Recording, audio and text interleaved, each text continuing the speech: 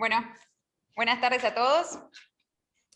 Muchas gracias por acompañarnos en el evento de hoy para la presentación del libro La jurisprudencia del Tribunal Internacional del Derecho del Mar, organizado en el marco del proyecto DCT 2018, el Tribunal Internacional del Mar, frente a los desafíos del derecho internacional actual y el desarrollo progresivo de la Facultad de Derecho de la UBA. Vamos a tener distintas intervenciones en primer lugar, y luego vamos a dar lugar a preguntas y comentarios, tanto a través del Zoom como también mediante el canal de YouTube. Las pueden hacer en el chat y luego las vamos a ir respondiendo hacia el final del encuentro. En primer lugar, vamos a contar con las palabras del doctor Emiliano Buiz, quien es abogado y licenciado en Letras por la Universidad de Buenos Aires, es máster en Ciencias Sociales y Humanas por la Universidad de París I, Panteón Sorbona, doctor y diploma de posgrado por la Universidad de Buenos Aires. Es también profesor titular de Derecho Internacional Público de la Facultad de Derecho de la UBA y en la Universidad Nacional del Centro de la Provincia de Buenos Aires. Es investigador de carrera del Consejo Nacional de Investigaciones Científicas y Técnicas y posee la categoría 1 del Programa de Incentivos del Ministerio de Educación. En la Facultad de Derecho de la Universidad de Buenos Aires, asimismo, es subsecretario de Investigación, subdirector de la Maestría en Relaciones Internacionales y director del Observatorio de Derecho Internacional Humanitario y del Seminario Permanente de Teoría e Historia del Derecho Internacional en el Instituto Ambrosio L. Gioja. Además, es codirector del Centro de Estudios de Derechos Humanos de la UNICEN, Richard Fellow del Center for International Law and Policy y miembro del Comité para el concurso Jean Piaget sobre Derecho Internacional Humanitario. Fue asesor jurídico sobre Derecho Internacional, Desarme y No Proliferación en la Dirección de Seguridad Internacional y Asuntos Nucleares de la Cancillería Argentina, y en la actualidad es consultor legal del Comité Interamericano contra el Terrorismo de la Organización de Estados Americanos. Emiliano, cuando quieras. Bueno, muchas gracias, Milagros, por la presentación. Bueno, ante todo, mi agradecimiento a Leopoldo, a Rodrigo y a los autores y las autoras del libro por haber pensado en mí para dar unas pequeñas palabritas de inauguración y para preceder la verdadera presentación que va a estar a cargo ni más ni menos que de Lilian del Castillo. Así que es un honor, Lilian, compartir también este espacio con vos. Además de este agradecimiento general, también quería decir que en estos tiempos, en estos 18 meses tan complejos que hemos vivido y que estamos viviendo, bueno, estos espacios son más que gratificantes, ¿no? Y si bien uno, creo que a esta altura está muy cansado de estos encuentros a través del Zoom y extraña la interacción, digamos, física que la presencialidad establece, bueno, por lo menos me parece que vamos a intentar recuperar ese espíritu celebratorio que esta ocasión merece. Así que, a pesar de todo el contexto, quiero expresar mi alegría, y yo diría que es una alegría triple, y voy a explicar por qué esta alegría es triple.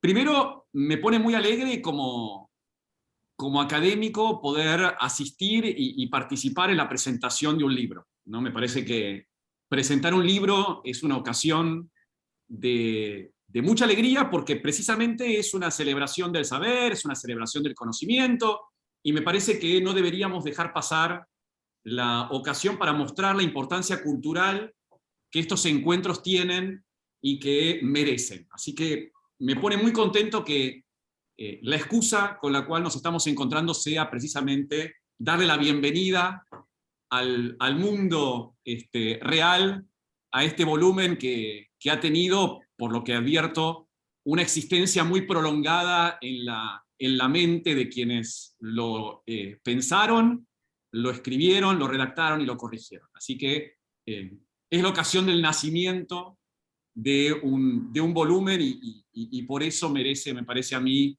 que nos pongamos todos contentos.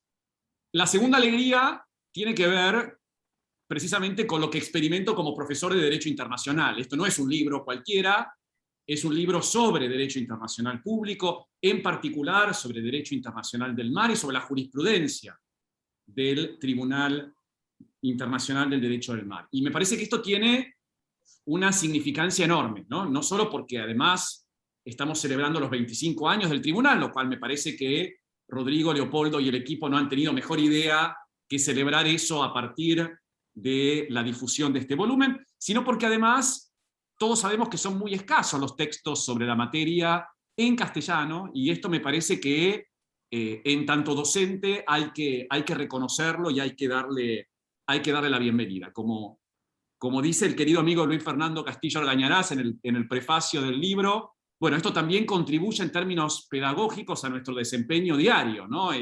Esta idea de tener este material para poder hacer un trabajo de casos a partir de un método que implique trabajar con una jurisprudencia que de otra manera sería bastante difícil de poder consultar para nuestros estudiantes, bueno, me parece que es motivo de alegría. Y además, teniendo en cuenta que esto es un esfuerzo colectivo, lo cual me parece que genera otro motivo más para estar contentos. Y no solo, digamos, un libro colectivo, es un libro que además ha reunido no solo a profesores de la facultad, gente que ya tiene experiencia en estos temas, que se especializa en estos temas, sino además a jóvenes abogados y abogadas, graduados y graduadas, e incluso estudiantes de grado. Y esto me parece que no es un dato menor, ¿no? Esa posibilidad de compartir estos espacios editoriales, me parece que habla muy bien de Leopoldo y Rodrigo, que han logrado en este esfuerzo colectivo también abrir las puertas a quienes están haciendo sus primeros pasos en la investigación y en la docencia del derecho internacional. Me parece que es un acto de una gentileza que hay que reconocer. Yo voy a mencionar a los autores, porque digo, me parece que en realidad yo estoy dando estas palabras de bienvenida y estoy lejos de ser un personaje principal, digamos, de la obra que hoy estamos representando. Yo soy un actor de reparto que solamente llega a leer el programa, porque los verdaderos protagonistas son quienes han contribuido con sus ideas y con sus palabras en la obra. Bueno, además, por supuesto, de Rodrigo y Leopoldo y la querida Elsa Kelly, para mí fue una alegría enorme encontrar a Elsa entre los autores y las autoras. Conocí a Elsa hace muchos años, cuando yo era joven, es decir, hace muchos, muchos años, y empecé a trabajar en Cancillería, y Elsa me abrió las puertas de Cancillería, así que guardo un recuerdo y una gratitud enorme a la gentileza de Elsa, así que me pareció, de parte de ustedes también, muy importante que la hayan incluido como autora invitada, en esa categoría también tan especial que le han otorgado. Además, por supuesto, de ellos tres, a Florencia Albornoz, Candelaria Baglietto, Milagros Boeri, que además hoy oficia también de maestra de ceremonias, así que por lo que veo los autores y las autoras cumplen varios roles en este equipo de trabajo. Tamara Bustamante, Juan Manuel Chiesa, Antonella Chipolone, María Trinidad de Apelanis, Rocío de Carolis, Florencia Fernández, Tomás Gaudio, Silvia García, Laura Jaroslaski, María Celia Martínez, Pedro Malmgren, Belén Pacioretti, Facundo Rodríguez, Julián Rosenthal, Agustina Vázquez y Julio Francisco Villarreal. Ellos son las mentes que están detrás de estas 506 páginas que nos presentan a muchos de nosotros, como vuelvo a decir, una herramienta fundamental. Y creo un instrumento de trabajo que nos va a servir ahora, el año que viene y durante mucho tiempo más como material de estudio. Me queda la tercera alegría, que tiene que ver precisamente con mi condición circunstancial de estar en la Subsecretaría de Investigación de la Facultad de Derecho, porque, como Leopoldo y Rodrigo dicen en sus palabras introductorias, este texto, además de ser un esfuerzo intelectual de un equipo, es un esfuerzo intelectual de un equipo de investigación que ha tenido un papel institucional en el marco de la facultad como parte de proyectos de CIT que Leopoldo viene dirigiendo ya desde el 2016 en la facultad. Y esto me produce una enorme alegría porque advierto que el resultado concreto de esa idea que hace más de una década tuvimos con Eduardo Barbarosh, cuando imaginamos la posibilidad de que en la facultad hubiese proyectos de investigación internos, independientes de los SUBACIT que maneja el rectorado de la universidad. En ese momento nos parecía una idea utópica que en definitiva desconocíamos cómo iba eventualmente a funcionar. Y bueno, me parece que este libro es uno de los elementos que nos permiten afirmar que efectivamente en la facultad los proyectos de CIT han generado un nivel de madurez tal que han podido producir obras como esta, ¿no? Así que desde ese lugar, en nombre de la Facultad de Derecho y de la Secretaría de Investigación, bueno, también les quiero agradecer haber confiado también institucionalmente en la facultad como espacio para poder llevar adelante y para poder desarrollar estas tareas. No voy a decir nada más porque Lilian va a ser quien haga la presentación oficial del libro. Yo de vuelta solo agradecer 3 veces en las 3 capacidades que mencioné, tanto a Leopoldo como a Rodrigo, como a todos los autores, y bueno, solo quedo esperando las actualizaciones jurisprudenciales a medida que avance el tiempo, confiando en que esto no es una tarea terminada, sino solo el inicio de una promesa. Esto es un acto unilateral que ustedes han asumido y que nosotros se los pediremos y no dudaremos en pedírselos en los años por venir. Así que bueno, muchas gracias a todos y a todas, a los autores por el libro y al resto por la paciencia y la presencia hoy. Muchas gracias, Emiliano, por las palabras. Vamos ahora entonces a contar con la exposición de la doctora Lilian del Castillo.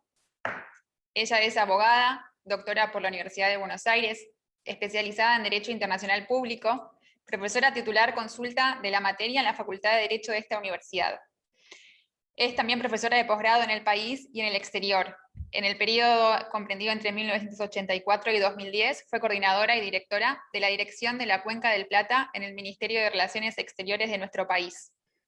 Es académica de la Academia Nacional de Ciencias de Buenos Aires, miembro consejero del Consejo Argentino para las Relaciones Internacionales, miembro de la Academia del Mar y de la Academia de Ciencias del Ambiente de nuestro país, vicepresidente de la International Water Resources Association, miembro de asociaciones especializadas nacionales e internacionales y del Comité de Redacción de Publicación de Derecho Internacional. Integra la lista de árbitros argentinos del Mercosur y ha publicado artículos locales y del exterior.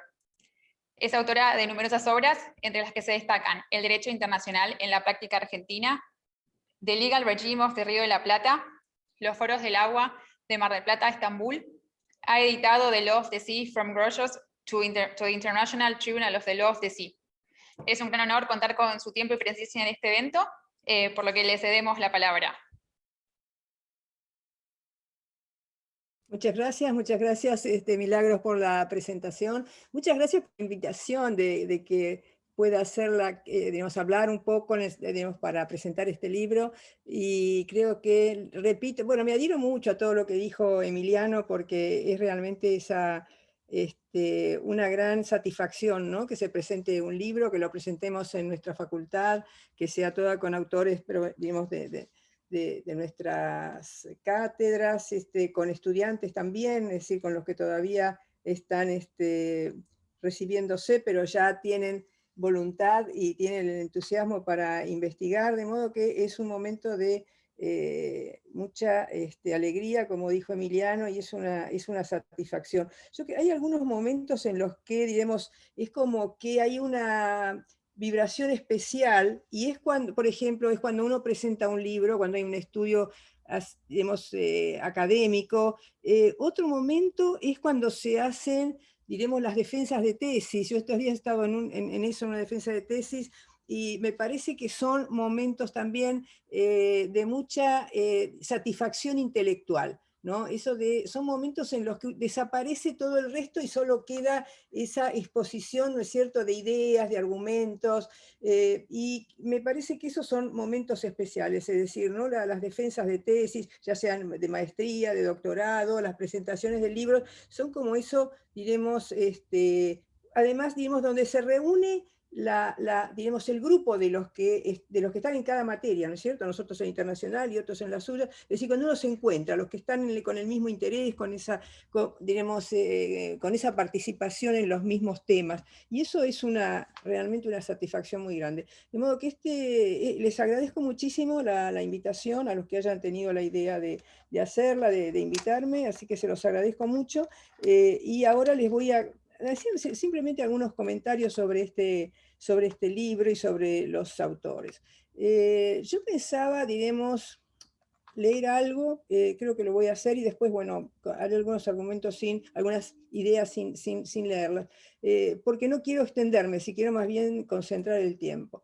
Entonces, diremos, bueno, esta fue mi apertura y ahora lo que diremos, quería agregar es algo en particular sobre el libro y sobre los autores.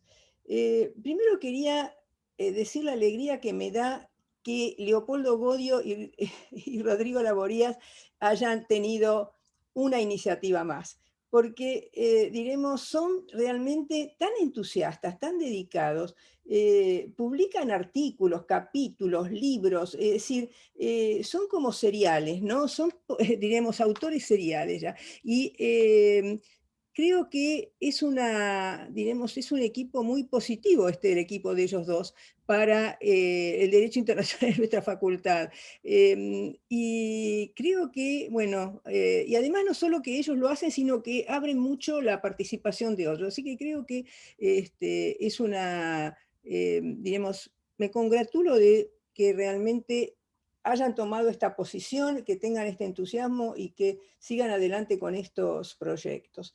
También quería mencionar a Luis Castillo Argañarás, porque me pareció muy bueno su prólogo. Y no son nada fáciles los prólogos, y me pareció que, no sé, el de él es especialmente atractivo porque tiene ideas, es decir, no es algo de decir presente, sino que él da ideas, es breve y es rico en ideas. De modo que, Luis, felicitaciones por tu prólogo. Em, creo que presentar la jurisprudencia, ahora voy a referirme a los autores, pero creo que presentar esta jurisprudencia completa del Tribunal del Mar ha sido una excelente idea, eso diremos en general. Con respecto a los autores, bueno, los coordinadores son también autores, pero diremos, es una lista larga, es muy amplia, y he encontrado, me ha gustado mucho, digamos, me ha alegrado mucho encontrar algunos conocidos, muchos son conocidos y muchos no son conocidos, pero todos realmente han hecho un excelente trabajo. Me alegra mucho haber encontrado, por ejemplo, a Agustina Vázquez, que siempre, diremos, me parece que tiene contribuciones muy buenas en todo lo que hace, y que hace mucho que no veía, de modo que no sé si ahora tampoco estará conectada en alguna parte, pero me parece que ha sido una alegría ver que ella está acá en este libro. Chiesa, Juan Manuel Chiesa, bueno, Facundo Rodríguez, es decir, muchísima gente que, digamos, con la que me parece excelente que, digamos, hayan colaborado todos en este mismo proyecto y que hayan conformado este grupo así, un grupo sinérgico, ¿no? Es decir, que se va potenciando mutuamente. Y ahora vamos a ir, y por supuesto también darle el agradecimiento a la participación de Elsa Kelly, porque Elsa, diremos, es realmente una mente jurídica, es una mente diplomática, es una mente de investigación, es una mente, diremos, judicial, así que porque ha tenido esta importante función, así que realmente es enriquecedora su presencia y su participación, y valoro muchísimo que haya participado en esto. Creo que diremos, lo de cumplir un tribunal 25 años es una contribución, diremos, es una experiencia, ¿no es cierto? Es decir, cuando un tribunal o cualquier organismo en general comienza, pero sobre todo un tribunal, diremos, creo que enfrenta una cantidad de desafíos que se van solucionando con el paso del tiempo. lo más, diremos, son los años más difíciles, porque en general los tribunales se remiten a su jurisprudencia, es decir, cuando uno lee cualquier sentencia, dice como ha dicho este tribunal en tal ocasión, es decir, son autorreferentes, ¿no? Es decir, se autocitan porque basan mucho la calidad de sus decisiones en sus decisiones previas. Pero cuando pasa algo así como que se crea un tribunal, y bueno, no, es partir de cero. De modo que eso ya es un desafío. Entonces es válido mirar cómo se ha cumplido en el caso del Tribunal del Mar este desafío. Este tribunal en especial es un prototipo, es diferente a los demás tribunales internacionales, ¿no es cierto? En algunas cosas, no todas las vamos a destacar, pero algunas cosas sí. Es decir, y ha comenzado a caminar sin poder mirar atrás, es decir, solo podía mirar para adelante, porque no tenía una tradición, digamos, en la que apoyarse. Creó sus antecedentes, propuso soluciones, innovó en lo que no estaba previsto, interpretó cuando había divergencias o ausencias de regulación o incompatibilidades, es decir, se fue construyendo a sí mismo, fue elaborando su jurisprudencia. Ahora, después de 25 años, la inexperiencia ya es parte del pasado. Ya ha transcurrido y estos 25 años nos acercan a un tribunal que ahora está sólidamente instalado en la Judicatura Internacional. Y que es muy satisfactorio comprobar, diremos, en estos 25 años, quiero recordar especialmente esto, que intervinieron en estos 25 años dos importantes juristas que son, diremos, de nuestra facultad y que, diremos, que son Hugo Caminos, que participó en los primeros 15 años de la labor del tribunal, a quien rindo aquí mi homenaje, y por supuesto el Sakeli, que lo continuó y digamos, participó en los siguientes 9 años del tribunal, de modo que prácticamente ellos han cubierto estos 25 años del tribunal. Entonces creo que hay que rendirles, diremos, un homenaje especial, tanto a Hugo Caminos como a El Sakeli, por esta participación, esta contribución a la, diremos, jurisprudencia y a la actividad del Tribunal Internacional. Creo que esto es un timbre de honor para nuestra universidad, porque los dos han sido profesores de esta casa, de modo que creo que es una satisfacción especial que en la presentación de este libro, que dos jueces que participaron casi en estos 25 años hayan sido, diremos, profesores de nuestra casa, formados acá, y que en el caso de Sakeli nos acompañan especialmente también en este libro. Ahora el tribunal tiene casos resueltos, tiene opiniones vertidas, tiene pruebas producidas, tiene jurisdicciones analizadas, y una experiencia acumulada y 28 casos que fue convocado a resolver o a responder. Y esta experiencia judicial es lo que podemos ahora revisar de una punta a la otra en esta obra, en este volumen, de modo que es realmente una contribución, a mí me alegra muchísimo y aparte la voy a usar todo el tiempo, de una punta a la otra, así que es magnífico. Así que los felicito a todos, los coordinadores, los autores y el autor del prólogo. Lo que sobresale al recorrer este capital acumulado de jurisprudencia es un equilibrio de ponderación. Creo que tanto de las circunstancias fácticas como de la aplicación del derecho. Creo que esto surge, sobre todo ahora que uno, digamos, ahora a raíz del libro, he leído todo otra vez, porque uno los va leyendo las sentencias a medida que salían, ¿no es cierto? Entonces salía una, salía otra, pero no es lo mismo que mirarlas todas así como en una presentación general. Y ahora que uno lo ha hecho, tiene una mirada totalizadora, que es mucho, a veces hay cosas que se ven y otras que no se habían visto o que uno no los había notado. Yo creo que ahora una de las cosas que surge de manera clara es que el tribunal se reconoce como parte de la unidad conceptual del derecho internacional y que construye su jurisprudencia aportando a la convergencia hacia una creciente judicatura internacional que no se fragmenta en compartimentos disociados, sino que se enriquece en una especialización convergente.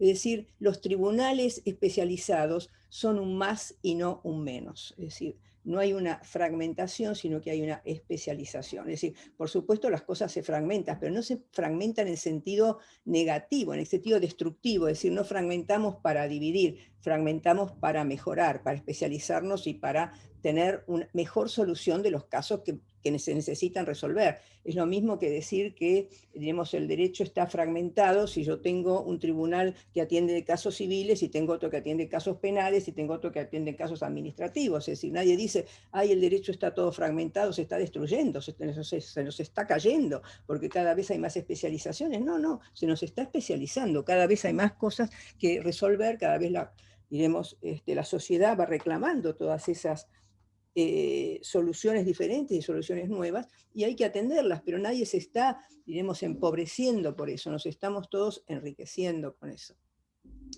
Y creo que otra de las, diremos, efectos, no sé si son efectos, pero son, diremos, una de las realidades importantes que hay que observar, es que la Convención del Mar, de la que el tribunal es parte, es ahora, diremos, está ratificada por 168 estados. De esos 168, que es un número de pocas convenciones, 167 son estados, uno es la Unión Europea, nada menos, es decir, que es una participación, diremos, múltiple, y después tiene a Palestina como observador y un estado del Pacífico que también es observador. Y además de estas 168 partes, tiene 14 estados que son firmantes y no son ratificantes. Es decir, que todavía hay 14 países que ya están integrados, pero que todavía no han llegado al paso de ser partes, con lo cual, si eso se concreta, se llegaría más o menos a más de 180 estados. Es decir, la Convención del Mar tiene una aceptación prácticamente universal, y este tribunal es ahora un tribunal universal, es decir, es un tribunal que le faltan pocas partes para tener la misma participación que tiene la Corte Internacional de Justicia, de modo que esto es, en estos 25 años, creo que una confirmación de la trascendencia del tribunal, de la trascendencia de la Convención y de la trascendencia del tribunal. Digamos, la Carta tiene 193 partes, la Convención de Viena de Relaciones Diplomáticas es la única que tiene ese mismo número de partes que las Naciones Unidas, tiene 193 estados partes, pero la Convención de Viena sobre el Derecho de los Tratados tiene 116 partes, es decir, tiene muchísimo menos. Y, diremos, es una de las convenciones que se consideran que incluso está, diremos, formando parte del derecho consuetudinario, pero forma parte del derecho consuetudinario, diremos, y del derecho convencional para 116 estados, no más. Es decir, que, diremos, me pareció interesante empezar a comparar un poco el número de estados partes, porque el número de estados partes es la comunidad internacional, y si prácticamente más del 80% de la comunidad internacional está presente en la Convención del Mar y es parte del Tribunal Internacional del Mar, significa que ya nadie puede pensar que es un tribunal, diremos, sin trascendencia, sin relevancia, sin importancia en la comunidad internacional. Así que creo que esto es algo que va confirmando que estos 25 años han aportado mucho. Además, tampoco podemos olvidar que la superficie del planeta está cubierta mucho más por océanos que por continentes. De modo que si vamos a ver cuál es diremos, en superficie lo que está sometido a la regulación de cada instrumento, vemos que el Tribunal del Mar tiene una superficie, diremos, que supera a la de la tierra firme, y esto es algo que tampoco es para, diremos, dejar de lado, porque es un ámbito más que respetable, es un ámbito realmente casi excesivamente amplio. Entonces creo que todo esto me parece que es como que acompaña que estos 25 años no han sido 25 años, diremos, de poco rendimiento, de poca efectividad, sino que han sido 25 años fructíferos. Es decir, han sido fructíferos para la Convención del Mar, han sido fructíferos para el Tribunal del Mar. Ahora, diremos, me parece que sería interesante ver cómo se ha hecho este trabajo. El trabajo se ha hecho de una manera muy prolija, porque realmente es muy difícil manejarse en derecho internacional. Cualquiera que publica un artículo en derecho internacional sabe que cuesta mucho más trabajo que publicar en cualquier otra rama del derecho, porque, digamos, el derecho internacional se maneja con una multiplicidad de fuentes muy grande, una multiplicidad de bibliografía muy grande, de tribunales distintos que están vinculados, es decir, es complejo. Estas fuentes están muy bien citadas, es decir, cada uno de los tribunales, además de la descripción, tiene una bibliografía especial, específica para cada uno. Es decir, que hay mucha investigación detrás, es decir, no es simplemente decir tomo la sentencia, la leo, la resumo, sino que está bien resumida, bien argumentada y está acompañada de una bibliografía que da idea de que el que estuvo haciendo ese trabajo no solo, diremos, se leyó la sentencia, sino que leyó los comentarios de la sentencia, leyó, diremos, los artículos que se han publicado, leyó la evolución de lo que se ha resuelto en otros ámbitos. De modo que me parece que eso indica que este es un trabajo de mucha seriedad académica y eso es algo que nos va a ayudar mucho. Es decir, si uno tiene que hablar sobre un caso, ver qué pasó en un caso, y bueno, tiene no solo el resumen del caso, sino que tiene una bibliografía específica agregada a eso que lo va a acompañar a profundizar en la trascendencia o en la proyección jurídica que tenga ese caso. Y me parece importante que se hayan resumido todas las opiniones disidentes, las opiniones individuales, las opiniones conjuntas, tenemos todas. Y esto me parece que es interesante destacarlo especialmente en este caso del Tribunal del Mar. ¿Por qué? Porque no hay otros tribunales que tengan 21 miembros. Es decir, parecía, diremos, casi desproporcionado tener un tribunal con tantos miembros. Es decir, decían cómo se van a manejar en salas, no va a ser posible cómo van a funcionar en plenario con tantos, además si tenemos los jueces que forman parte del tribunal, más los jueces ad hoc, que digamos el número ya es una especie de, diremos, de aula de conferencias eso, más que un tribunal. Pero eso, diremos, no ha sido un inconveniente, frente a lo que se puede haber pensado, no fue un inconveniente. Creo que lo ha enriquecido, porque ahora hay mucha, diremos, participación de una gran cantidad de puntos de vista, teniendo en cuenta que todos los jueces tienen nacionalidades diferentes, son de regiones diferentes, cada uno ha aportado mucho, y la discusión normalmente se ve que ha sido enriquecedora, porque al tener tantos puntos de vista, eso ha permitido mejores, tal vez, un razonamiento más integral. Y además ha permitido muchas opiniones disidentes. En ningún caso que que uno puede leer en otros tribunales, hay la cantidad de opiniones individuales disidentes o que acompañan, pero a la vez con un propio argumento. Es decir, es enorme. Hay 5, 6, 8 opiniones de ese tipo, con lo cual es una cantidad de razonamiento y de enriquecimiento muy importante. Es decir, es como una creación de doctrina lo que está haciendo el Tribunal del Mar en cada una de sus intervenciones. De modo que eso, es decir, ha sido lo que parecía algo que podía ser dificultoso, un poco, diremos, a lo mejor útil o que podría crear inconvenientes, no, ha funcionado muy bien, es decir, todo se ha integrado bien, digamos, los jueces funcionan armónicamente y si tienen opiniones disidentes las fundan es decir, las fundan sin ninguna, cada uno con su propia argumentación. Y lo que me parece, a mí me pasó con varios, o sea, es algo. Es decir, yo lo leía la opinión disidente de uno o la opinión individual de uno de los jueces y decía, qué bien que está esto, me parece que es así. Pasaba una hoja y leía la de otro, que era distinta, y decía, pero qué bien, a mí me parece que es así. Es decir, me convencían los dos. Entonces yo digo, a la vez, qué difícil es esto de ser juez cuando uno tiene tantas opiniones y todas buenas y todas, diremos, convincentes, porque son todos buenos, porque son de primera. Entonces yo lo leo a Wolfram, es como que, digamos, y él, digamos, argumenta tan bien que yo digo, bueno, caramba, que tiene razón, pero si lo leo a Oda, ¿qué puedo decir de Oda? Si lo leo a Camino, ¿qué puedo decir de Camino? Es decir, cada uno tiene todas sus opiniones, todas son válidas, y es muy difícil decir cuál de esas es la mejor. Y me parecía ese ejercicio que se hace cuando las moot courts, que los equipos tienen que preparar las dos partes, entonces que uno se convence que los dos tienen razón, porque cuando uno está, ¿no? Hay que preparar los argumentos de los dos, porque uno no sabe cuál le va a tocar cuando le toque actuar en el debate. Hay algunos tribunales que mantienen siempre la misma parte y otros que no, que una vez uno mantiene una y una vez la otra. Y entonces uno mismo se convence cuando expone una que tiene razón esa vez y cuando expone la contraria que también tiene razón. El tema de la cuestión disputata que hacían, ¿no es cierto? Que se hacía en las antiguas, en otras épocas, en las universidades. Es decir, poner un tema y cada uno, y digamos, argumentar en un sentido y en el sentido contrario y realmente argumentaban tan bien que que terminaba absolutamente convencido cada vez que argumentaba en alguno de los dos sentidos.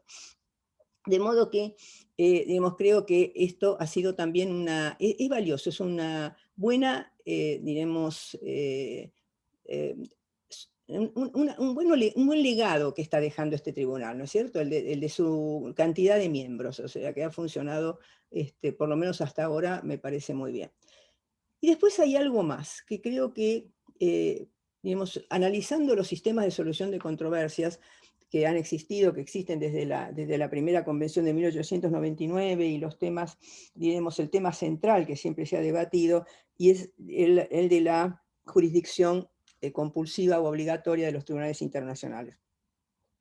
Eso nunca se logró, yo creo que tampoco conviene que se logre, es decir, no creo que sea conveniente que los estados estén obligados a comparecer ante una instancia internacional si no si no han prestado su conformidad, pero de alguna manera, no el Tribunal del Mar, sino el sistema de solución de controversias, de alguna manera, tímidamente, subrepticiamente, está como pasando pasando esa línea roja del consentimiento de los estados, para que tenga que haber una solución jurídica y judicial a una determinada controversia. El tema de este complejo mecanismo, es el laberinto, diremos, de la solución de controversias en la Convención, me parece que está mucho reflejado, y está excelente que lo hayan puesto así. A ver si ahora tengo acá no, creo que... En el título, porque el título es La jurisprudencia del Tribunal Internacional del Derecho del Mar, ¿no es cierto? ¿O es el título del libro ese? Porque creo que tienen otro título donde dice que el Tribunal del Mar en el sistema de solución de controversias de la Convención del Mar. Es decir, y creo que ese era, no sé si ese es el título que estaba, bueno, creo que lo vi ese título porque me pareció, dije, esto que está muy bien, porque el Tribunal del Mar no es lo único que soluciona controversias en la Convención del Mar, sino que al contrario, hay todo ese laberinto de que si no empiezo por esto y si opto por aquello, y si no voy por acá, y si no voy por el otro lado, y voy al Tribunal Arbitral de este inciso, y si no voy al otro, y hay conciliación que no es obligatoria, pero también hay conciliación obligatoria, es decir, es un laberinto. Y eso es un sistema de solución de controversias, es decir, el Tribunal del Mar no es el sistema de solución de controversias, sino que es parte del sistema de solución de controversias del Tribunal del Mar. Eso fue algo que hubo algunos autores que durante la tramitación de la convención, me acuerdo que eso se iba progresando, se iba discutiendo, tenía muchos opositores, había muchos partidarios de que, diremos, como había una Corte Internacional de Justicia, no hacía falta, diremos, crear otro tribunal, que sería redundante, que tendría muy pocos casos, que a los países no les interesaría, pero, diremos, finalmente se aprobó con la insistencia de algunos, diremos, delegados en la convención, y de que los estados, digamos, permitieron y aceptaron eso, que esto no fuera crear solo un tribunal, sino que fuera crear un sistema de solución de controversias que tiene mucho más que un tribunal, que tiene una cantidad de opciones que pueden hacer los estados, pero que tiene tiene un rasgo muy diferente y muy importante a los de todos los otros sistemas que tienen los otros tribunales internacionales. Y es que finalmente, si las partes no eligen un sistema determinado, tienen que recurrir a un arbitraje, de modo que allí está esa jurisdicción insoslayable que los obliga a solucionar el tema de alguna u otra manera. Es verdad, eso no lo vamos a ignorar, que no es una, diremos, jurisdicción compulsiva, porque para que fuese compulsiva tendría que ser que no estuviese el tratado marco digamos, que arma ese sistema. Es decir, está armado. El sistema no es compulsivo totalmente, pero es insoslayable. Y esto es una gran diferencia. Creo que esta posibilidad de que finalmente el caso no pueda ser retirado de la órbita jurídica, que los estados finalmente, si dicen que no a este y que sí a aquel, y en fin, tenemos, que si no están de acuerdo con algo, van a tener que ir al de al lado. Es decir, si no están por esta puerta, van a tener que ir a la otra. Entonces creo que está tan hábilmente elaborado el sistema de solución de controversias que crea un laberinto, diremos, ¿no es cierto? Porque yo voy por acá, después encuentro digamos una pequeña puerta por allá, y después encuentro otra puerta por allá. Y finalmente encuentro la salida. Pero el tema es que la salida de este laberinto no es una salida, es una entrada.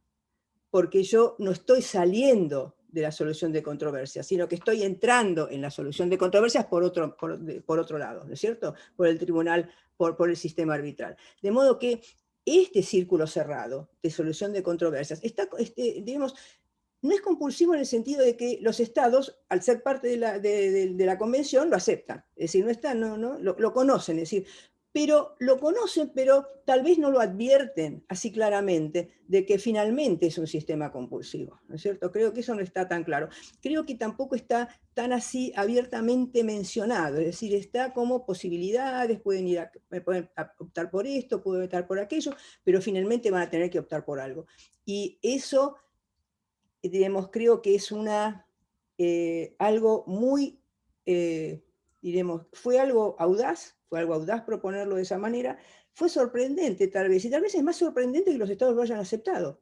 Es decir, los estados que son tan renuentes, que diremos, esquivan tanto comparecer en las jurisdicciones internacionales, que finalmente hayan decidido, aceptado, tantos estados, ¿no es cierto?, todos estos 668, hayan aceptado este sistema. Y creo que eso es algo muy importante.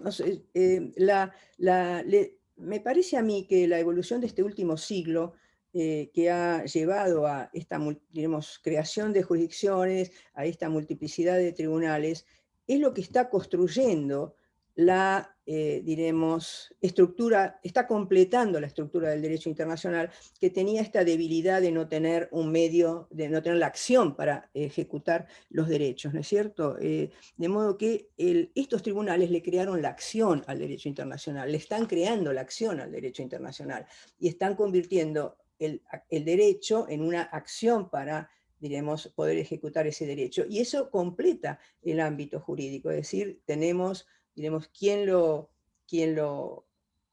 elabora, digamos, tenés el legislador, ¿no es cierto?, que es el legislador disperso que va creando el derecho internacional, tenemos quienes lo aplican, es decir, tenemos ese ámbito administrativo, que son los mismos estados que a través de su legislación interna lo van aplicando, y ahora estamos teniendo lo que faltaba, es decir, estamos teniendo la judicatura que puede, en algunos casos, no en todos, limitadamente, en los casos en los que se admite, pero que va llevando también a que se está creando la forma de hacer cumplir digamos, las normas internacionales. Por eso me parece que digamos, el Tribunal Internacional es una instancia que completa el derecho internacional y que le da esa, diremos, debilidad de la cual no solo padece esa debilidad, sino que además se lo acusa, diremos, es como que muchos dicen, bueno, sí, pero el derecho internacional no es un derecho, es decir, los que niegan el derecho internacional dicen, no, porque, diremos, si alguien no me cumple esto, ¿a quién recurro?, etcétera. Es decir, siempre esa, diremos, hay, diremos, una negativa filosófica al derecho internacional, es decir, las escuelas que niegan el derecho internacional,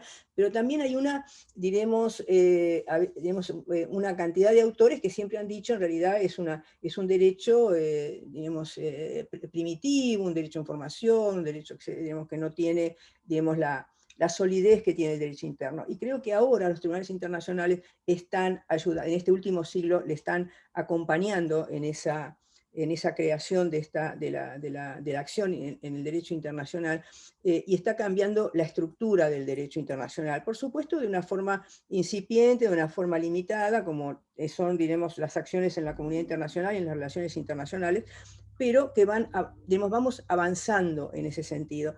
Y por eso creo que el sistema, el sistema de solución de controversia del Tribunal del Mar es el más avanzado que tenemos, que se ha logrado, que la comunidad internacional ha logrado. Y esto creo que es algo que hay que destacarlo, me parece que es algo que hay que también escribirlo, ¿no es cierto? Es decir, tenemos un sistema muy evolucionado. No sé si los estados recurren demasiado a él, tal vez casualmente por esto, porque finalmente van a terminar en una solución judicial, pero diremos porque está disponible. Y el hecho de que esté disponible, que haya muchos estados que formen parte de él, ya es importantísimo. Es decir, está el 80% de la comunidad internacional como parte de este tratado y como parte de este sistema de solución de controversias. Y eso es una aceptación de los estados, diremos, de la necesidad de las soluciones judiciales, de las soluciones jurídicas. Y me parece que esto no es algo que, diremos, pueda pasar desapercibido. Yo creo que es algo que, no sé si la doctrina lo está reflejando acabadamente, pero creo que es algo que hay una, diremos, construcción hacia un sistema más, diremos, organizado jurídicamente de la comunidad internacional que se va creando en estas distintas jurisdicciones y en las que el Tribunal Internacional está aportando algo realmente importante y relevante. Después, digamos, bueno, no quiero extenderme, pero que lo que quería, tenemos también mencionar diremos, bueno, que no todos son alabanzas para el sistema del tribunal y para el Tribunal Internacional. Tiene algunas cosas que a mí me parece que no fueron satisfactorias. Y una de ellas es, por ejemplo, el caso de la planta MOX. Creo que el caso de la planta MOX es una sentencia débil, es una sentencia, diremos, que no favoreció para nada al tribunal. Me parece que la valoración de la prueba en este caso fue algo muy, diremos, muy débil tal vez, ¿no es cierto? Y creo que es un caso muy político, por eso digamos, sucedió, y creo que el tribunal ahí no cumplió el verdadero rol que tendría que haber cumplido. Es decir, creo que un tribunal internacional no puede, digamos, lo vinculo bastante con el caso también de las papeleras, ¿no es cierto?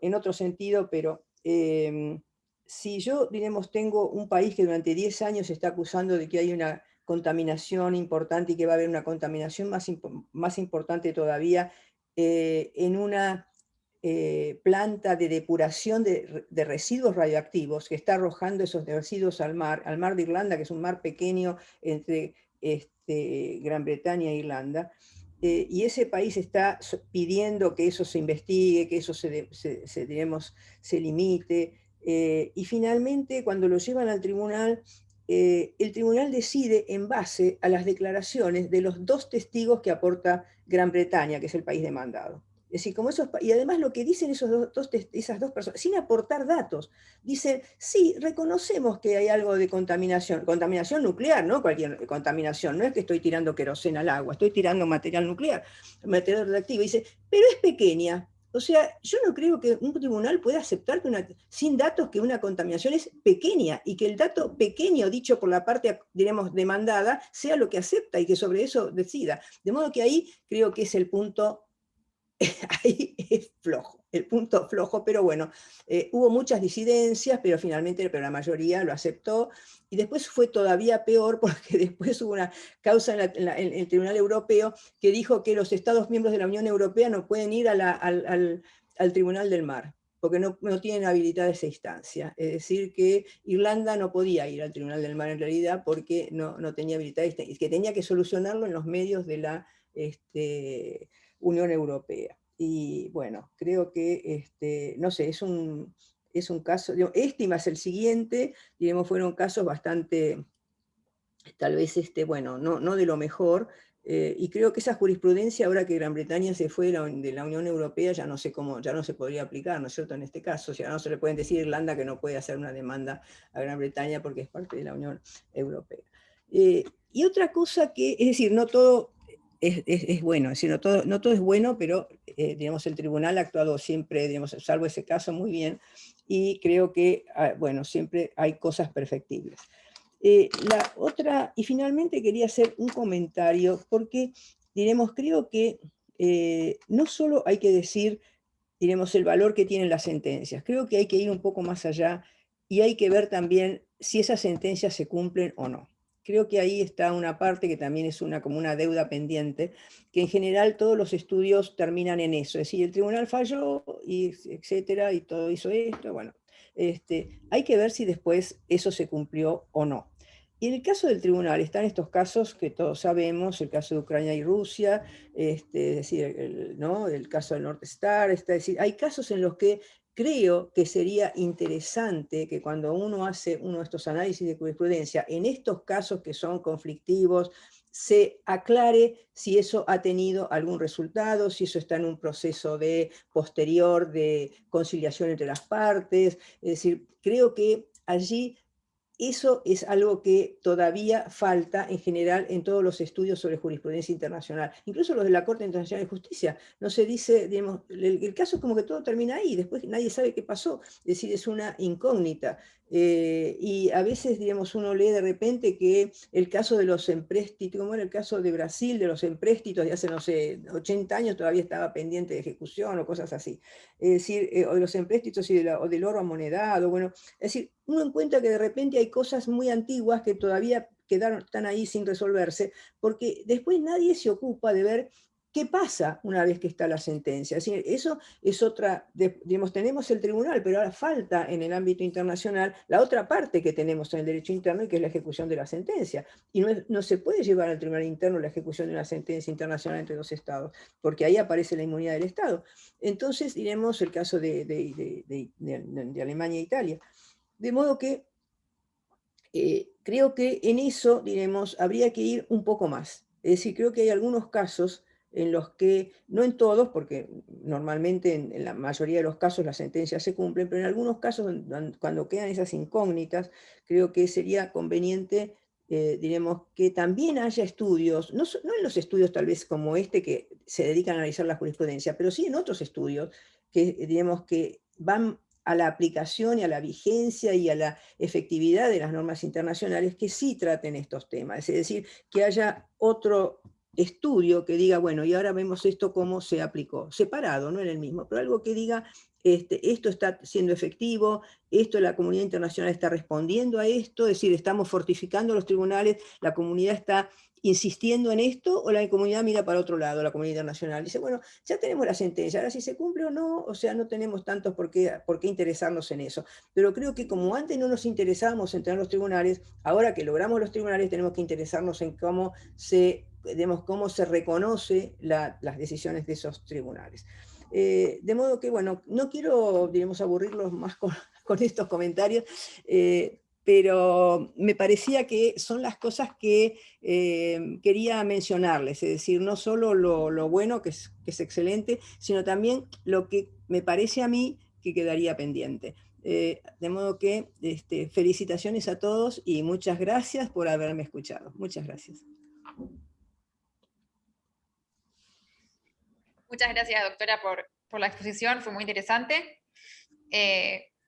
Vamos entonces ahora a pasar a las palabras de cierre, que las van a realizar el magíster Alexis Rodrigo Laborías y luego el doctor Leopoldo Godio.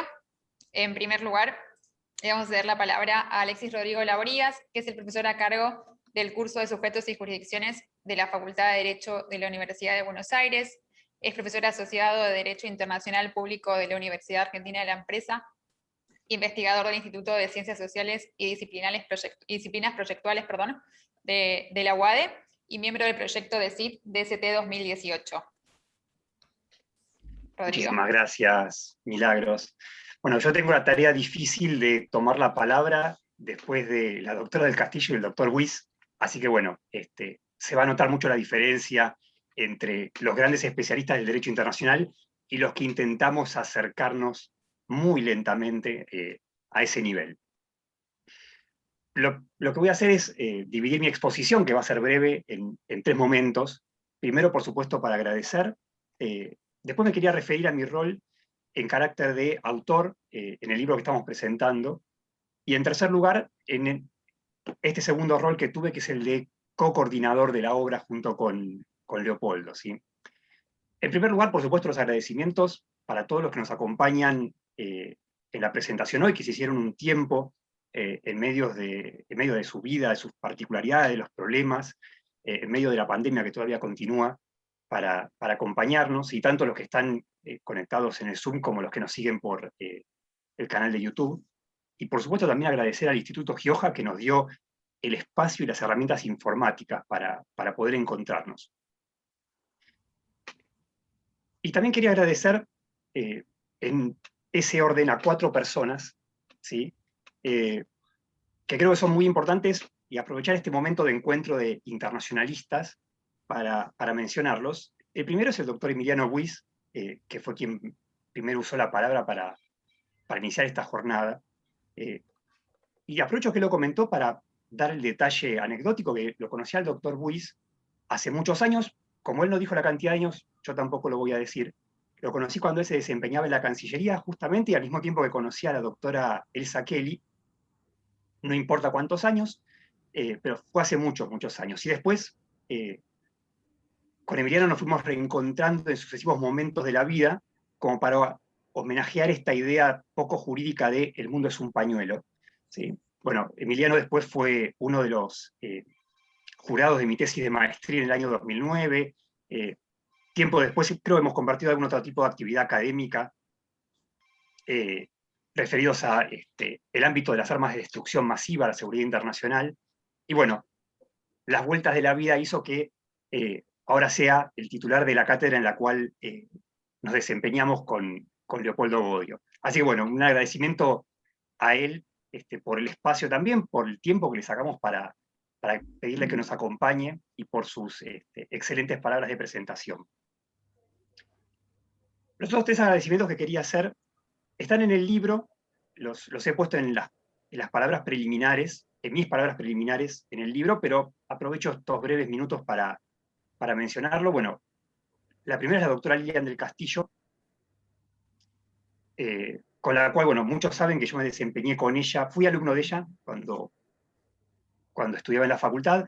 Después trabajé muchos años con ella en su cátedra, con lo cual mi primer agradecimiento era, digamos, por haberme permitido acompañarla durante todo ese camino tan extenso y que todavía seguimos, porque seguimos trabajando todavía en el ámbito académico en conjunto. Y también quería mencionar especialmente a Luis Castillo Argañarás y a Claudia Gasol Varela, porque cuando empecé a dar clases en la facultad hace casi 20 años, ellos fueron los primeros docentes que me acompañaron. Tanto Luis como Claudia, digamos, me dieron, además del conocimiento teórico, me dieron las herramientas pedagógicas. O sea, me dieron ese plus de enseñarme a enseñar. Creo que eso es muy valioso, ¿sí? O sea que, más allá que lo van a encontrar los que tengan el libro después, van a leer esos nombres, quería aprovechar estos minutos para mencionarlos. ¿Sí? Los 3 creo que han sido muy importantes en mi formación profesional y en mi carrera como docente. Y después, el último agradecimiento que quería hacer, un agradecimiento un poco más amplio, es a los autores del libro.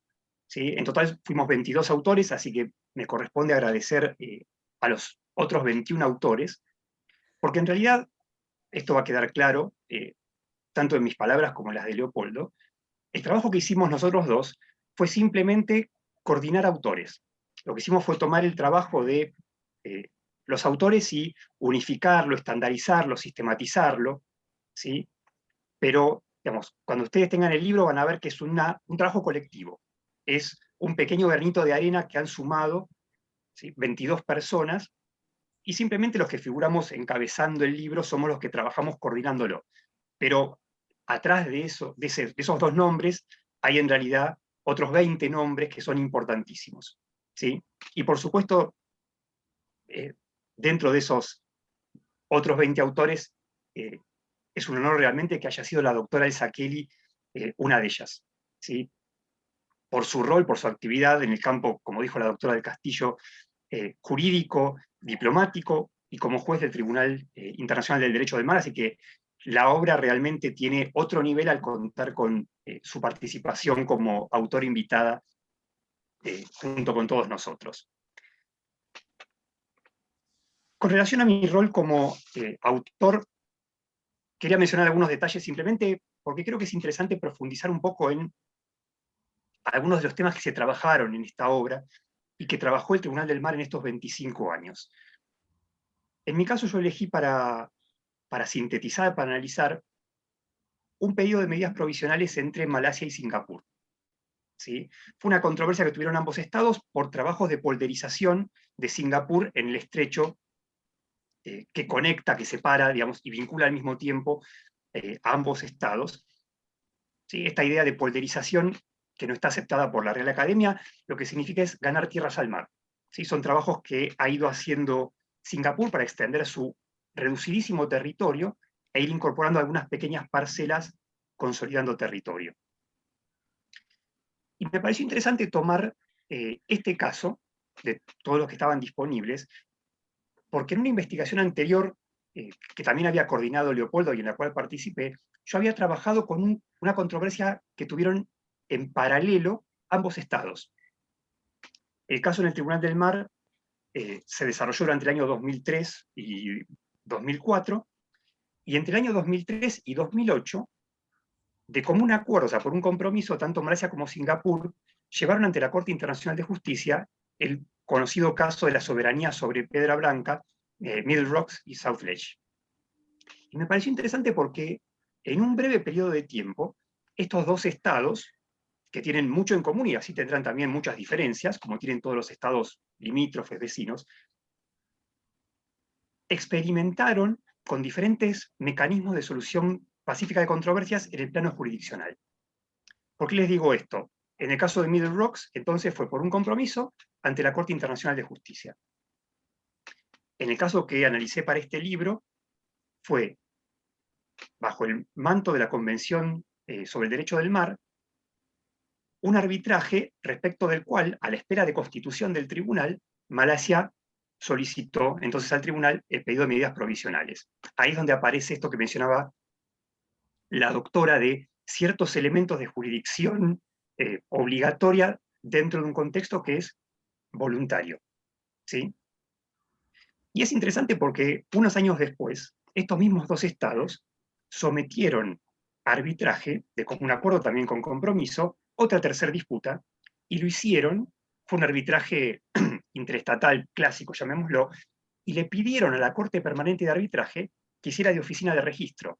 Quiere decir que, digamos, hicieron todo un abanico de posibilidades jurisdiccionales buscando cuál era el mejor campo en el cual dirimir sus controversias. Si uno lo ve, digamos, estos tres conflictos, digamos, a vuelo de pájaro, diríamos así, digamos, uno tiene un buen ejemplo de diferentes herramientas jurisdiccionales a disposición de los estados, para evitar que a veces una disputa permanezca en el campo etéreo de la negociación eterna. ¿Sí? Entonces, los dos estados se pusieron de acuerdo en elegir tres mecanismos diferentes, con puntos en común, por supuesto, para poner un punto final a sus controversias con una solución definitiva. Así que me pareció interesante, justamente para este libro, tomar ese caso para explorar un poco más de qué manera dos estados pueden avanzar en la solución pacífica de sus controversias. ¿Qué ocurrió después? Bueno, esto ya es un poco más personal. Una vez que le entregué el resumen a Leopoldo ya terminado, contento por haberme sacado un trabajo de encima, por lo cual significaba que tenía más tiempo para otros trabajos que se me van acumulando, que siguen llegando. Poco tiempo después, Leopoldo me pidió que lo ayudara para corregir, estandarizar, sistematizar otros resúmenes que iban presentando los autores de esta obra, lo cual después de algunas cavilaciones dije que sí. No sabía que me estaba sometiendo, pero bueno, dije que sí, finalmente.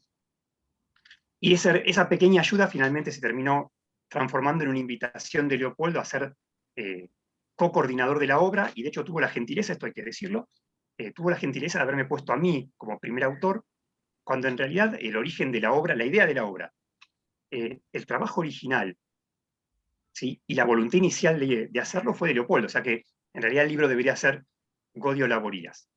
Digamos, hay que rendir ese pequeño homenaje porque él tuvo toda esa idea inicial, que tal cual dijo la doctora de Castillo, esa idea inicial que es excelente, que es sistematizar la jurisprudencia del tribunal en sus 25 años, fue de Leopoldo, así que bueno, los méritos son en un 90% para él, por supuesto. Bueno, a partir de ahí empezó mi otro trabajo, que fue el de coordinador de la obra junto con Leopoldo.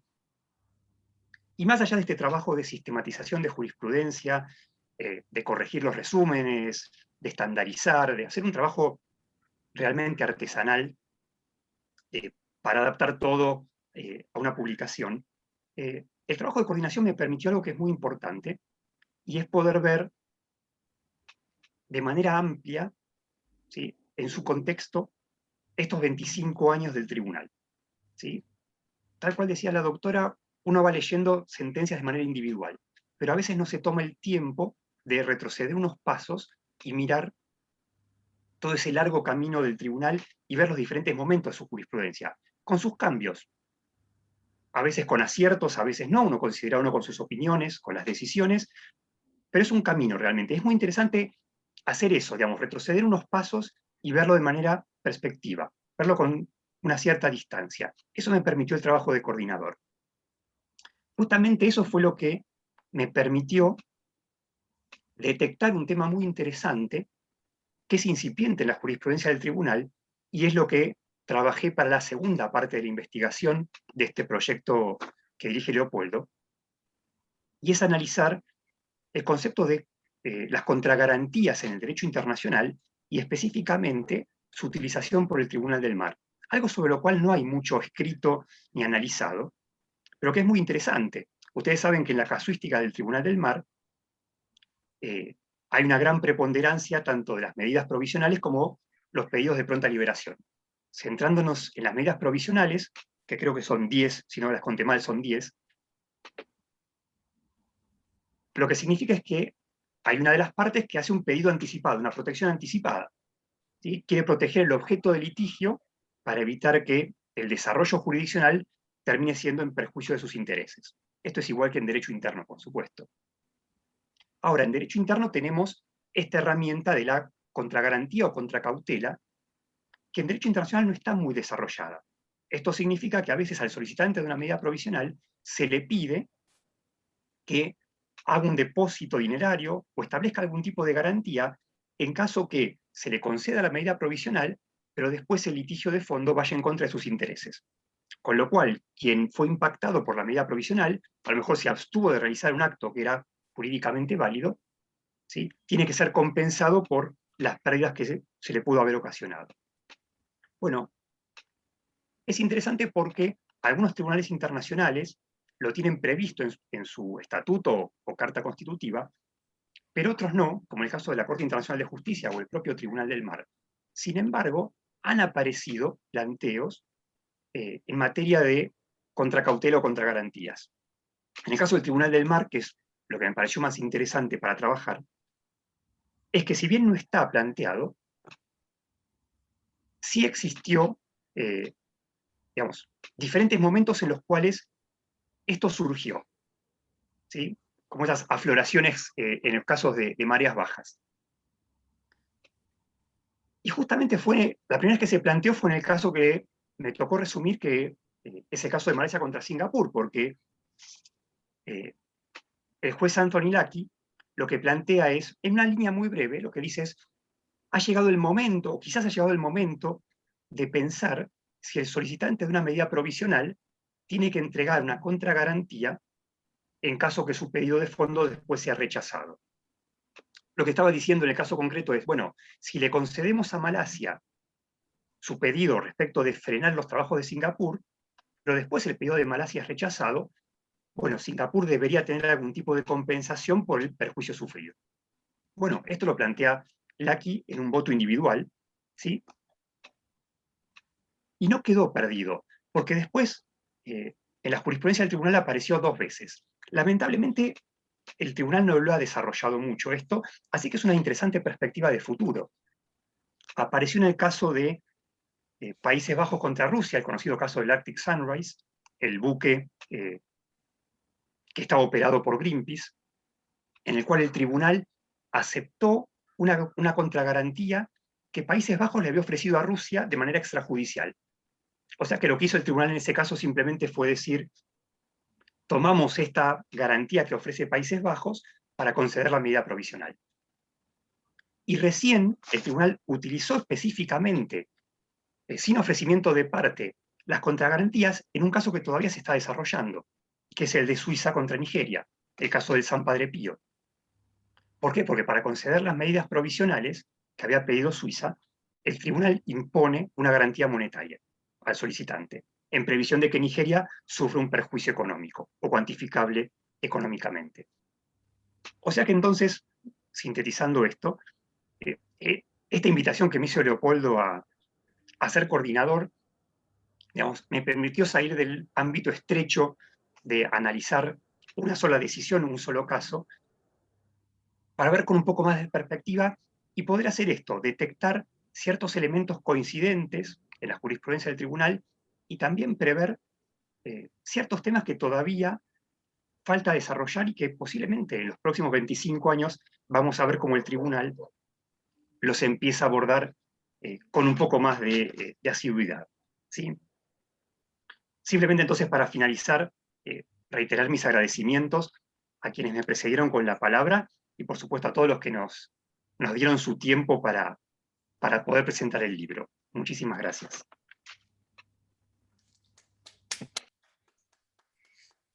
Muchas gracias, Rodrigo, por tus palabras también.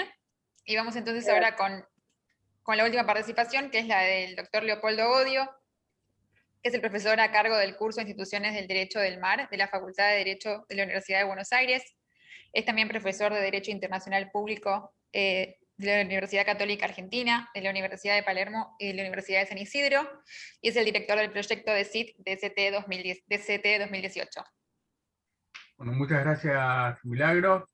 Agradezco nuevamente al doctor Wiss, a la doctora de Castillo, a los asistentes a esta presentación del libro, y adhiero a las palabras de Rodrigo, y por supuesto voy a hacer unas pequeñas adiciones.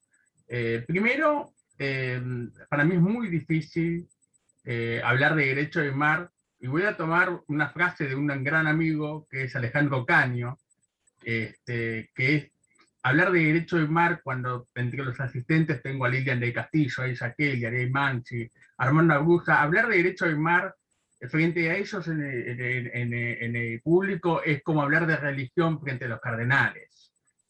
Básicamente es muy difícil, y esa frase que una vez se la escuché ahí me quedó en la memoria, y me parece muy oportuna en este caso. Pero en el libro también yo me tomé el segundo de agradecer y recordar, ¿sí? La contribución objetiva de dos argentinos al estudio y a la difusión de la importancia del derecho del mar para un Estado como es el de la República Argentina, que son Segundo Storni y Hugo Camino. Por supuesto, los dos, desde sus épocas y desde su propio lugar, ¿sí? Porque fueron trayectorias distintas, pero creo que realmente es un capital intelectual que todos los que nos dedicamos al derecho del mar, desde las distintas disciplinas, somos deudores del trabajo de estos dos argentinos notables. Al margen de eso, es mi particular vínculo con Hugo Caminos, que además de ser para mí un gran maestro, ha sido uno de mis grandes amigos, y hoy casualmente este año Caminos cumplía 100. Entonces no podía evitar recordarlo en el momento que estábamos escribiendo estos agradecimientos allá por febrero. Hugo Caminos cumplía los 100 años el 16 de marzo. El otro agradecimiento especial que yo situé en el prólogo, además de Lilian del Castillo, que fue nuestra profesora titular, y que realmente nos ha exigido muchísimo a todos los integrantes de su cátedra, que algunos los encuentro aquí presentes, nos ha exigido a todos, nos ha obligado a sacar lo mejor de nosotros. Entonces, el agradecimiento también para Lilian del Castillo, y por supuesto en el caso de Luis Castillo Argañarás, además del prólogo, porque fue mi primer profesor, y yo siempre recuerdo perfectamente que yo cursé Derecho Internacional Público en un curso de invierno. Uno no sabe qué docente le toca y que le toca por el horario. Y tuve suerte, porque lo tuve ahí. Posiblemente, si cursaba con otros profesores, tal vez no hacía Derecho Internacional Público y hoy estaría haciendo, no sé, Derecho Laboral, ¿sí? Entonces, uno también tiene que ser agradecido, que todo se da por alguna razón. Y finalmente, el agradecimiento a Eiza Kelly, que a pesar de que hace más de una década que me dedico a analizar puntualmente el sistema de solución de controversias, Eiza me ha obligado a repensar el sistema de solución de controversias. Hemos comparado el texto de la convención en inglés y en español, un trabajo que yo igual ya había hecho antes con Hugo Camino, lo volví a hacer con Eiza Kelly y discutíamos los términos del significado de una palabra, si era foro, si era procedimiento, y realmente me llevo en la balanza en ganancia personal, sin duda. Así que quiero también agradecerle a Elsa, y para mí es un honor, por supuesto, tenerla como una gran profesora y también amiga. Como comentaba Rodrigo, este libro fue parte de un proceso, ¿sí? Dentro de un proyecto de investigación, que en verdad son 3 proyectos, como dijo Emiliano, que se iniciaron hace varios años. El primer proyecto de investigación tuvo un texto que salió publicado por Eudeva en 2019, que era sobre el sistema de solución de controversias, ¿sí? Y su contribución al derecho del mar desde el sistema de solución de controversias. El segundo está concentrado en el Tribunal de Aymar, y el tercero es como demonio, que vendría a ser la valoración del Tribunal de Aymar y cómo afronta el desarrollo progresivo del derecho internacional, que uno ya ve que en algunos casos empiezan a aparecer estas nuevas cuestiones, ¿sí? O aspectos que no hacían claramente, que no fueron discutidos durante el desarrollo de la tercera conferencia del derecho del mar entre 1973 y el 82 que generó este acuerdo. Entonces es la mirada hacia el futuro, ¿no? Y casualmente, para poder tener un último libro con aportes sustanciales, críticos, que no sea una repetición de manual o una repetición de los casos, justamente lo que buscábamos era que los miembros del equipo de investigación, ¿sí?, hicieran un contrapunto o identificaran algún tema que les llame la atención. ¿Y cuál fue el mejor ejercicio que encontramos? Hacer este libro. ¿Por qué? Porque cuando uno lee voto mayoritario, que es lo que normalmente nos pasa a todos, nos quedamos con eso. Yo nunca voy a olvidar la primera vez que leí los votos disidentes del caso del Canal de Corfú. Toda mi vida me quedé, en el inicio de mi carrera, en mi carrera docente, me quedé con el voto mayoritario. Y dije, esto es así, el derecho está perfecto, la Corte lo interpretó, etcétera, etcétera. Y nunca lo cuestioné. Cuando leí los votos disidentes, ahí me quedé y dije, momento, que esto podría haber sido de esta forma. Por eso es muy acertada la identificación que hace la doctora del Castillo. La otra cuestión es que con Rodrigo Laboría siempre, sobre todo calculo que también le debe repasar al doctor Wyss y a muchos de los que están presentes, recordamos el resumen de García Girelli de los casos de la Corte Internacional de Justicia. Entonces, inspirados en ese trabajo, decidimos hacer pero incluirle los votos separados, disidentes. ¿Para qué? Primero, para que el lector los tenga. Y segundo, para que los miembros del equipo encuentren esa fricción, esa cosa que no les cerraba, y eso era lo que les iba a motivar la investigación sustancial del último libro que está en marcha, ¿sí?, con algunos invitados especiales, entre los que está Lilian de Castillo, algunos antiguos magistrados del Tribunal de Mar, está también actualmente para este libro la doctora María Teresa Infante, que es actual magistrado del tribunal, quien ocupó el CTI, si se quiere, que corresponde a América Latina y Caribe, que había sido, de que fue parte de Eiza Kelly hasta el año pasado. Entonces, tenemos ya en marcha otro libro, que ese va a ser el último de ese proyecto de investigación, y claramente, para bien o para mal, ya, vamos a dar paso a otro proyecto de investigación que no va a ser más sobre derecho del mar, que yo estimo que va a dirigir Rodrigo Laboría, sobre algún tema que le guste a él. Yo prometo que no voy a torturar más a los miembros del equipo de investigación con derecho del mar. Yo haré otra cosa, pero voy a acompañar, por supuesto, como miembro del equipo, a Rodrigo en el tema que él decida trabajar. Finalmente, solamente me restaría agradecerles a los asistentes. Este es el libro, ¿sí?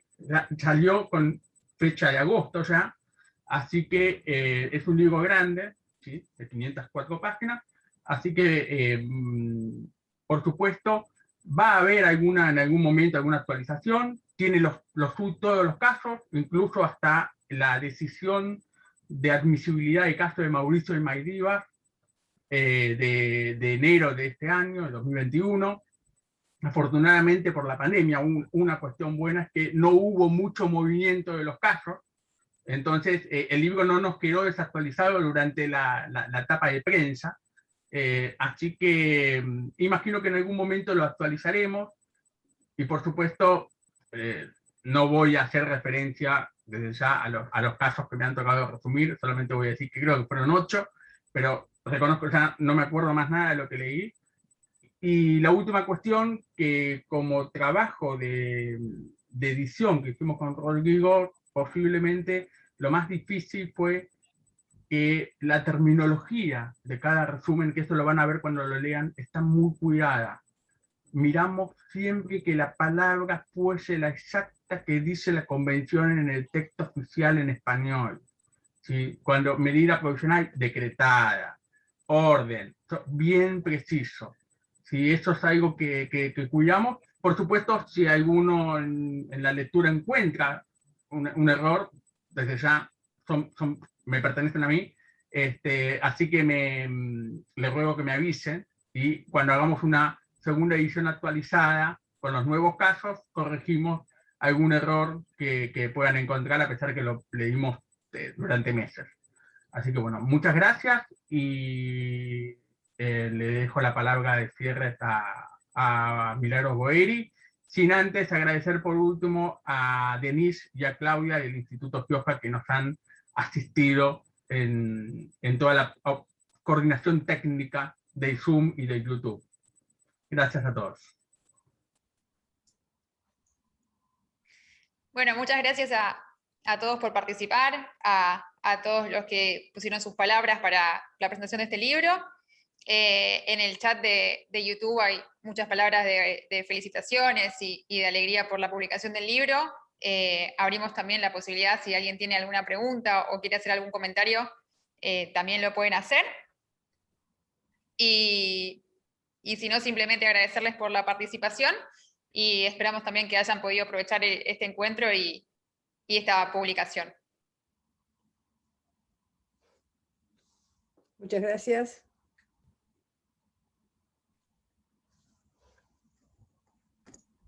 Felicitaciones a todos. Bueno, muchas gracias. Y si no hay de pie la palabra, ya cerramos.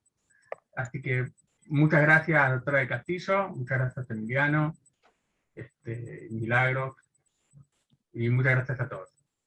Muchísimas gracias a todos por acompañarnos. A ustedes por organizarlo. Muchas gracias, muchas gracias. Sí, gracias, Emiliano. No, un placer, Lilian. Muchas gracias a todos. Muchas gracias a todos. ¿Qué tal, Agustina?